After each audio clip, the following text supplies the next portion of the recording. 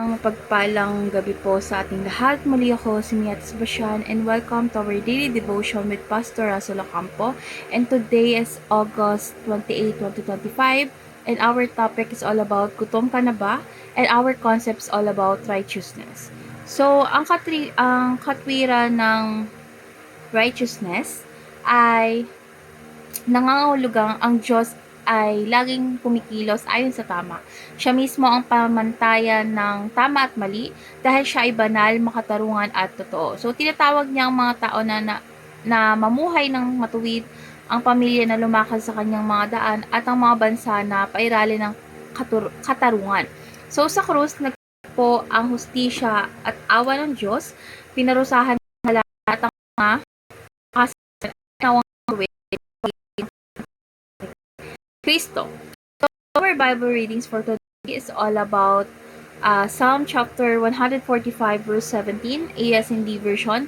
Si Yahweh ay matuwid sa lahat ng kanyang ginagawa at puno ng pag-ibig lahat ng So, tayo sa ating. So, yung God will not tolerate evil forever. So, hindi hinahayaan o ahayaan ng Diyos ang kasamaan na magtagumpay magpakailanman. So, may araw ng paghuhukom kung saan ibabalik niya ang hustisya.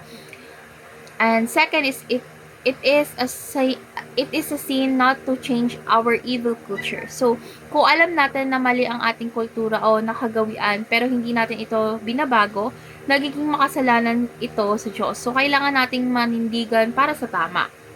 And lastly is righteousness must be soft like food and water. So, ang katwiran ay hindi dapat opsyon natin, kundi pangunahing pangangailangan tulad ng pagkain at tubig. So, hindi tayo mabubuhay ng totoo kung wala ito. So, dadako na tayo sa ating application. So, yung first application is reflect God's righteousness in your heart. So, dapat puniin natin ang ating mga puso ng katwiran ng Diyos sa ating iniisip, sinasabi at ginagawa. Ang tamang puso ay nagbubunga ng tamang pamuhay. Second is resist the evil culture in your family. So, kung may maling nakagawian ng pamilya or sa pamilya, is tumindig tayo at magsimula ng pagbabago. So, maging halimbawa tayo ng tamang gawain ayon sa salita ng Diyos. And last is remain hungry and thirsty for righteousness. So, patuloy natin na hanapin at hangarin ang katwiran ng Diyos araw-araw, katulad ng pagkain at tubig na kailangan natin sa pang-araw-araw or ng physical na aspeto natin. So, gawin nating pangunahing pangangailangan ang pagsunod sa Kanya. So, ngayon, dako na tayo sa ating last parts of our discussion. And our discussion talks about why do we have to pursue righteousness like food and water. So, para sa akin, yun nga, katulad ng sinabi ko kanina, kailangan nating hanapin ang katwiran ng Diyos na parang pagkain at tubig.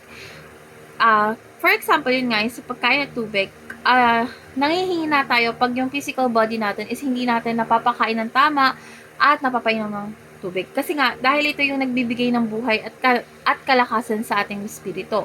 So, kung walang katwiran, ang buhay natin ay magiging puno ng kasalanan at kahungkagan. So, halimbawa, tulad ng isang gutom at uhaw na hindi na makakilos ng maayos, parang ako, ganun din ang tao na walang katwiran. So, hindi niya mararanasan yung totoong kagalakan at kapayapaan sa Diyos. So, natutunan ko sa devotion natin ngayong araw is, ang katwiran ng Diyos ay hindi lamang para sa isip, kundi para sa bawat araw na pamumuhay. So, dapat natin itong hanapin at isabuhay tulad ng pagkain at tubig na araw-araw natin kailangan. So, i-apply natin ito sa pamagitan ng paggawa ng tama, kahit mahirap, pagtutuwid ng mali sa ating paligid at palaging paglapit kay Jesus na siyang tunay na katwiran. So, let's pray po, Lord God. Maraming salamat po dahil ikaw ay matuwid at makatarungan. Lord God, turuan mo kaming hanapin ang iyong katwiran araw-araw tulad ng pagkain at tubig. Lord God, punuin mo ang aming puso ng pag-ibig at hustisya at tulungan mo kaming maging liwanag sa aming pamilya sa iba sa pangalan ni Jesus. Amen.